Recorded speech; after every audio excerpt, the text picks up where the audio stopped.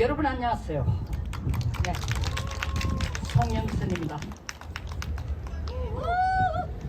Forgive, but do not forget your enemies' names. 용서하라. 그러나 당신의 적의 이름은 그리고 그들이 한 짓은 결코 잊지 마라. 케네디 대통령이 한 유명한 말입니다. 세계 제2차 대전 중 1941년 12월 7일 일본은 미국의 영토인 하와이 진주만을 폭격했습니다. 1100여 명의 부상자와 2400여 명의 사상자가 나왔습니다. 미국의 남북전쟁 이후 미국 본토에서 미국 국민의 인명피해가 가장 큰 수치였습니다. 미국은 참을 수가 없었습니다. 미국의 자존심에 엄청난 상처가 난 것입니다. 그리고 4년 후 미국은 2차 세계대전을 끝내기 위해 히로시마와 나가사키에 원자탄을 투하했습니다. 일본은 미국이 그들의 철천지 원수였습니다. 이 두 철천지 원수는 동맹국이 되었습니다. 미국이 일본을 껴안았습니다. 일본도 미국과 손을 잡았습니다. 그들은 있는 그대로 현재의 모습으로 서로의 국익을 극대화하기 위해 최우선 최강 동맹국이 되었습니다. 이 동맹국이 된 두 나라, 한국전쟁 때 미국은 일본에게 한국전쟁에 필요한 모든 무기, 식량, 기름, 탄약, 의학, 회복 일본으로 실어와서 거기에서 필요한 건 정비하고 수리하고 탄약고도 일본에 쥐어서 두고 한국전쟁을 지원하도록 했습니다. 동시에 일본에서 급한 대로 한국에서 쓸 수 있는 무기도 생산했습니다. 여기 계신 분 중 오늘 유감스럽게도 한국전쟁에 참전하신 어르신 나이 또래 어르신들은 거의 안 계신 것 같습니다. 한국전쟁에 참전하신 어르신들이 그들이 손에 들고 혹은 몰고 간 전차 그들의 몇 프로가 일본에서 정비되거나 일본에서 생산되었는지 알고 계신 분 거의 없을 걸로 보입니다.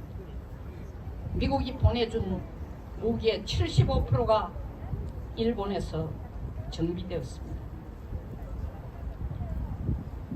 이와 같이 일본은 미국이 한반도에서 한국전쟁에 이길 수 있도록 무기와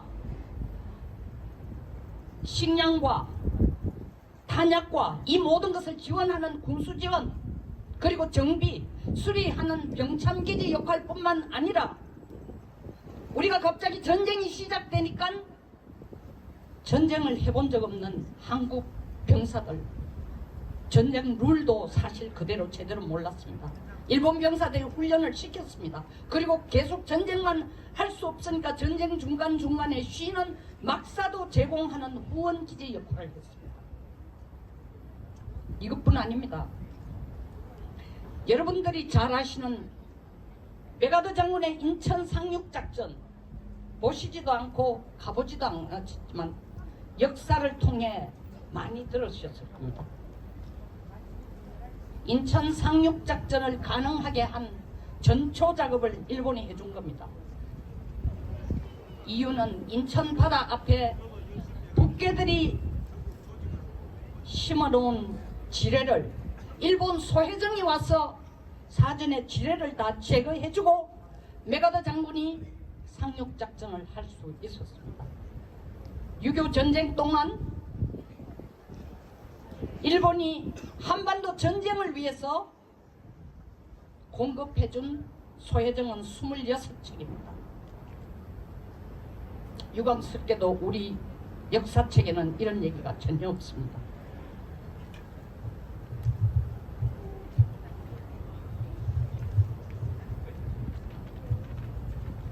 이렇게 일본과 미국은 뗄래야 뗄 수 없는 관계가 된 것입니다. 전쟁을 함께 지원함으로써 그리고 서로가 서로의 필요에 의해서 서로 간 최우선 동맹국이 된 것입니다. 미국과 일본이 서로가 서로를 용서하는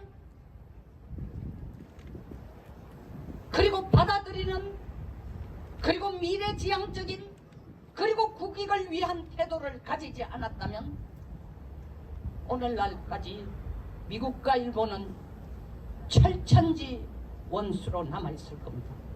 그러나 지금은 세계에서 가장 가까운 동맹국, 가장 막강한 동맹국이 되었습니다. 윤석열 대통령 지난 16일 일본을 방문하여 한일 관계를 함께 해결하고 미래지향적인 관계로 나아가자고 일본을 향해 가슴을 크게 열었습니다. 용서의 가슴을 연 것입니다. 여러분, 용서의 가슴은 사과의 가슴보다 큽니다. 윤 대통령은 오직 대한민국의 국익을 위하여 모두가 꺼리고 미루기만 해왔던 골치 아픈 문제를 자신의 정치적 생명을 걸고 용단을 내린 것입니다. 이 용단이 당분간은 자신의 지지율을 깎아먹을 것이라는 것을 너무나 불보듯 뻔히 보시면서도 말입니다.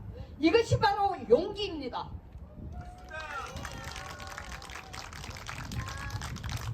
프랑스 대통령 마크롱 대통령은 고질적인 연금 개혁 문제를 해결하는 데 자신의 정치적 생명을 걸었습니다.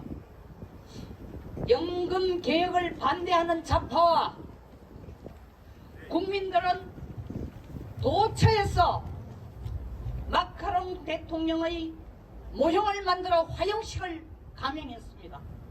이런 위험 앞에서 마크롱은 의회에 내각 불신임 안을 올렸습니다. 무슨 말이냐? 의회에서 과반수를 얻지 못하면은 내각은 총사퇴하고 마크롱의 연금 개혁은 물 건너가게 되어 있습니다. 프랑스도 한국처럼 여소야대입니다. 여당의 숫자가 적습니다. 그러나 이 연금 개혁이 가능하도록 해준 것은 야당 좌파 연합 중에 공화당이,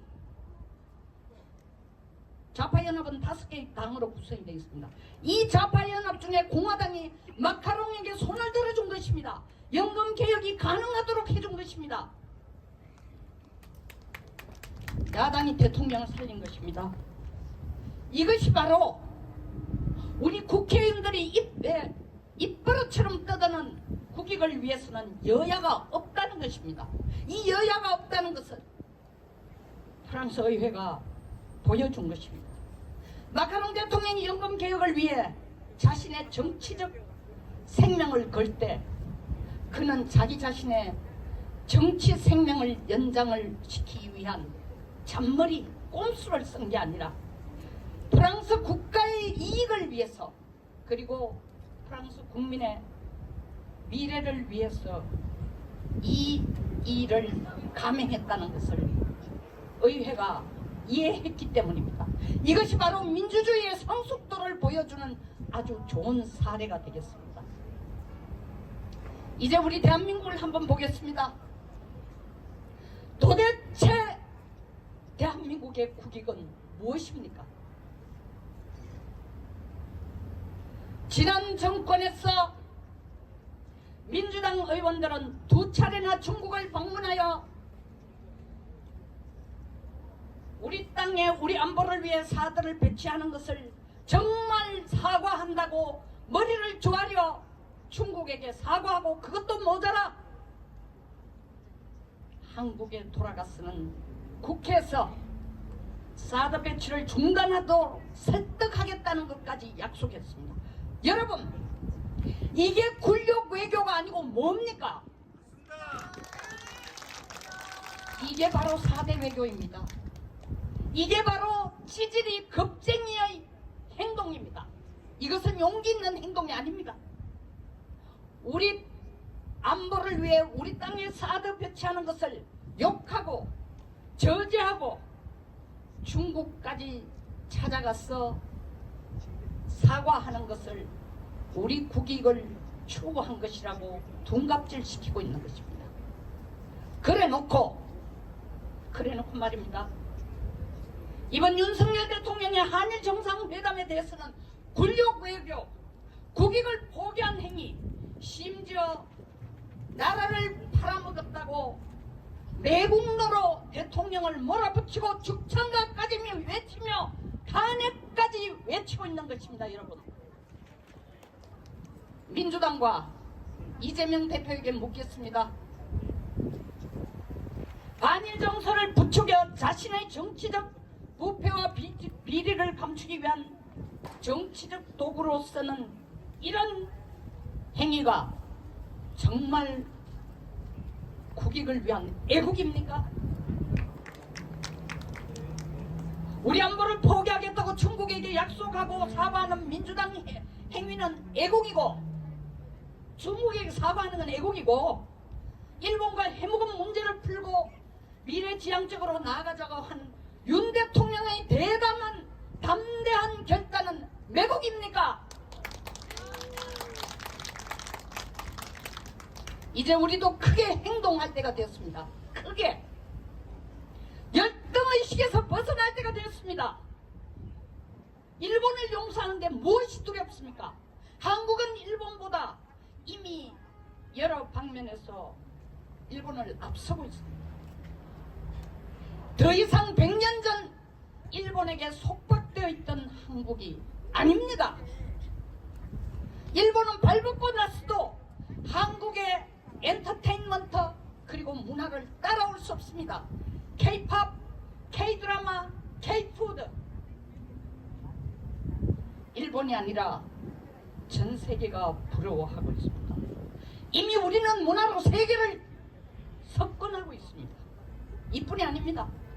반도체, 전자, 조선산업, 한국이 일본을 완전히 제쳤습니다.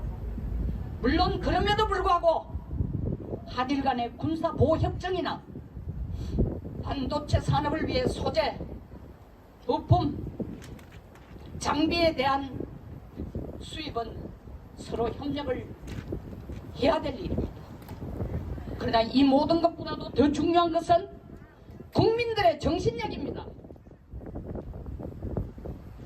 역동적인 한국의 정신력으로 30년 이상 장기 침체에 찌들어 집단 우울증을 앓고 있는 일본을 우리가 구해야 됩니다. 우리가 일본을 구해줘야 됩니다. 그리고 함께 나가야 합니다. 세계적인 영성가인 미국의 신디 제이콥스 목사는 2050년 전 세계를 리더할 두 나라를 한국과 미국이라고 꼽았습니다. 목사님이 그냥 설교하다 한 얘기가 아니고 꿈에서 하나님으로부터 계시를 받았다고 합니다. 이뿐 아닙니다. 한국의 유명한 세계적인 명성 타너 스님도, 저는 타너 스님에 대한 책을 많이 읽었습니다. 한국이 지구의 단전, 세계의 중심이 될 것을 일찍이 예언하셨습니다. 무엇으로? 한국의 문화와 한국의 정신으로 세계를 제패하리라 했습니다. 이미 일어나고 있지 않습니까, 여러분? 보이지 않습니까? 이런 말씀들은 단순한 희망 고문이 아닙니다. 세계적인 인물들이 예리한 관찰력과 미래를 관통하는 해안으로 내다본 한국입니다. 여러분, 대한민국의 미래는 대통령 손에 안 달려 있습니다. 국민의 손에 달려 있습니다. 군주, 대통령은 배입니다. 국민은 물입니다. 그 배를 띄우는 것도 국민이고 물이고, 그 배를 깔아주는 것도 물이고 국민입니다. 모든 것이 국민 손에 달렸습니다. 정치에서 하는 유명한 말이 있습니다. 국민 수준이 대통령 수준이라는 말이 있습니다. 국민 수준만큼 대통령의 리더십이 평가받는다는 뜻입니다. 이제 한국은 분연히 일어나서 나아갈 때가 된 것입니다. 더 이상 과거에 매여 있지 않고 미래를 향해서 나아갈 때인 것입니다. 미국이 일본을 용서하고 일본을 최측근 파트너로 껴안은 것처럼 우리도 일본을 우리가 먼저 용서하고 미국과 함께 최강의 파트너가 되어 세계를 제패해야 할 것입니다. 그것이 오직 우리가 부강하고 미래를 적극적으로 열어가는 기름길이 될 것입니다. 오직 용서는 용기 있는 자만이 할 수 있는 것입니다. 케네디 대통령의 유명한 말을 인용하면서 저는 오늘 제 연설을 마치고자 합니다. Forgive, but do not forget your enemy's name. 용서하라. 그러나 적국이 준 역사적 교훈은 절대 잊지 마라. 끝까지 시청해 주셔서 감사합니다. 네, 잠시만요. 우리 다시 한번 박수. 다시 한번 박수 부탁드리겠습니다. 네. 의원님께서 정말 가슴이 뻥 뚫어지는 그런 말씀을 해주셨습니다. 용서의 가슴을 열다. 저 이 말을 들을 때 정말 가슴에 뭔가 이렇게 큰 구멍이 생긴 것처럼 아주 시원한 감을 느꼈습니다. 자, 우리 의원님의 말씀을 드리면서 우리 앉아 계신 청중분들께서도 의문들이 많이 있으실 것 같아요. 질문을 좀 토론 시간이다 보니까 좀 받아보겠습니다. 괜찮으시겠죠? 네, 질문 있으신 분은 손을 들어주시면 감사하겠습니다. 네, 저쪽에 계시네요. 앞쪽으로 좀 나와주세요.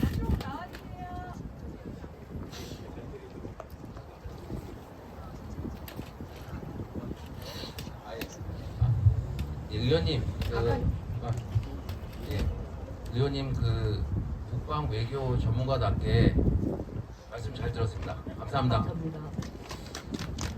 제가 한 가지 질문을 드릴 거는 우선 하신의 이야기 속에 다 담겨져 있는데 그래도 정리 차원에서 한번 여쭤보겠습니다. 그러니까 지금 일각에서는 이제 우리 강제징용 해법 문제를 놓고 이제 이런 방법을 놓고 폄훼하거나 또 이런 거를 좀 깎아내리는 좀 일부 이제 그런 시각이 있는 것 같습니다. 그런데 그래서 대통령께서 그렇다면 대통령께서 방일 외교에 대한 갖다 주는 거기에 대한 이 굴욕 외교라고 이제 일부에서는 이제 자꾸 이야기를 하고 있는데 위원님이 생각하시기에는 진짜 굴욕 외교가 맞는지 아니라고 생각하면 어떤 점에서 아니다라는 거를 좀 간략하게 한번 다시 말씀 주셨으면 감사하겠습니다. 감사합니다. 예. 굴욕 외교라고 말하는 것 자체가 아주 굴욕적입니다.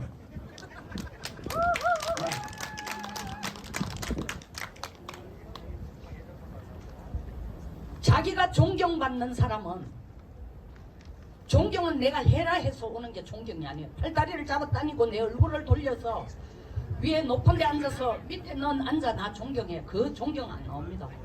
존경은 내가 존경스러울 때에 남들이 존경해 주는 겁니다. 스스로를 우리 국가를 굴욕적이라고 판단하고 굴욕적인 것처럼 만들어가는 그 태도가 본인 자신이 혹은 그런 대표가 혹은 그런 그룹들이 굴욕적이기 때문에 굴욕이라고 그걸 판단하는 거예요. 윤 대통령님은 저도 대통령 선거 때 열심히 뛰었습니다만 무엇을 바라서가 아니라 대한민국이 바로 서야 된다는 오직 그 희망 하나뿐이었습니다. 제가 말하는 바로 선다는 것은 국가의 리더로서 국가의 자존심을 회복해주고 더 이상 이 나라가 굴욕적이지 않도록 해달라는 것이었습니다. 해주셨습니다. Nobody can do, nobody did it. 아무도 안 했어요. 아무도 할 수 없어. Only President 윤 대통령이 그걸 해내신 겁니다. 물론 한술밥에 배가 안 부릅니다. 당장 우리가 원하는 만큼 만족스러운 결과가 나온 것도 아니고 기시다 총리의 그 대응하는 그 태도도 사실 속 시원하지는 않습니다. 제가 그 속 시원하지 않은 그거를 야 충분히 했다 이 뜻은 아닙니다. 제가 분명히 말씀드렸습니다. 아까 연설을 드릴 때에 용서하는 가슴, 사과하는 가슴보다 크다고 했습니다. 일본은 수도 없이 사과했습니다 사실. 그러나 우리가 그들의 사과가 흡족하지 않다고 지금도 생각하고 있지만 그 단계를 넘어서서 우리가 더 크게 마치 자국의 인명을 2,400명이나 하루 만에 죽인 일본을 용서하듯 그리고 자기들이 전쟁의 어마어마한 전범자로서의 역할을 했음에도 불구하고 히로시마 나가사키의 원자폭탄을 맞아 전 세계 유일한 핵 피해 국가가 됐음에도 불구하고 서로가 서로를 용서하고 안을 수 있었던 것은 그들이 산타클로스고 우리보다 마음이 착해서가 아닙니다. 그들이 우리보다 더 냉정하고 그들이 우리보다 더 계산적이고 그들이 더 정확하게 국익이 뭔지를 봤기 때문에 미국과 일본은 합친 것입니다. 제가 말씀드린 것은 우리가 일본을 바라보는 눈이 좀 더 일본과 미국 사이처럼 냉철하고 국익을 위해 서로가 어떻게 하는 것이 더 미래지향적이고 도움이 되느냐 이 시각에서 보자는 겁니다. 그런 차원에서는 모두가 미루고 귀찮아하고 눈치 보고 지지율 떨어지고 걱정하고 여기 존경하는 국회에서 같이 의원을 한 강 의원님도 계시지만 나서서 얘기하기 꺼려합니다. 이 문제. 특히 보수는 답니다. 강 의원님의 용기에 정말 감사를 드리고 제 스스로 송영선 용기에도 제 스스로 감사를 드립니다. 안 났어요. 안 났어. 대통령이 저렇게 힘들어도 죽창가를 부르고 윤 대통령을 탄핵하라 반일이다. 나라 팔아먹었다는 목소리는 도처에서 퍼지는데 그걸 마이크 쥐고 여의도 광장에서 한번 떠든 사람 국회 본회의장에서 한번 발언하는 국민의힘 국회의원이 없습니다. 지금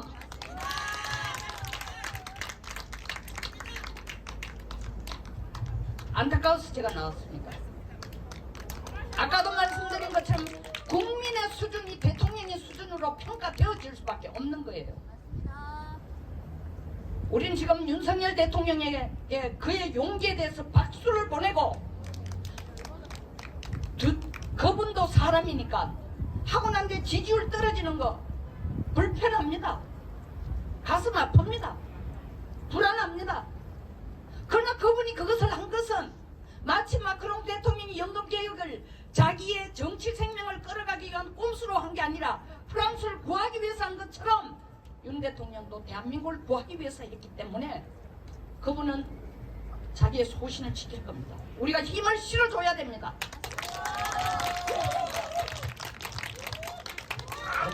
네, 다음 질문 한 번 더 받아보겠습니다. 질문 있으신 분, 네, 우리 사무총장님이 네, 질문을 하신다고 하십니다. 앞쪽으로 모시겠습니다.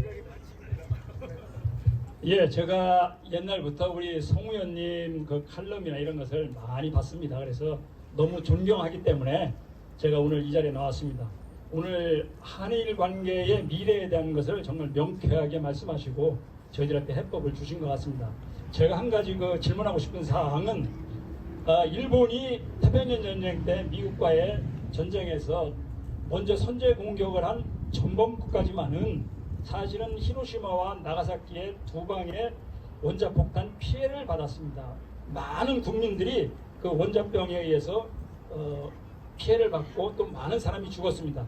저는 이것을 우리 대한민국이 일본의 입장에 있었다면은 과연 미국과 일본이 지금 그런 화해 무드로 동맹 관계를 이루고 있는데, 만약에 우리나라가 일본의 입장에서 그렇게 힘이 강했을 때 미국과 전쟁을 했는데 우리나라 서울과 부산에 두 방의 원자폭탄을 맞았을 때 우리 국민들이 과연 원자폭탄을 투하한 미국하고 손을 잡을 수 있었겠는가?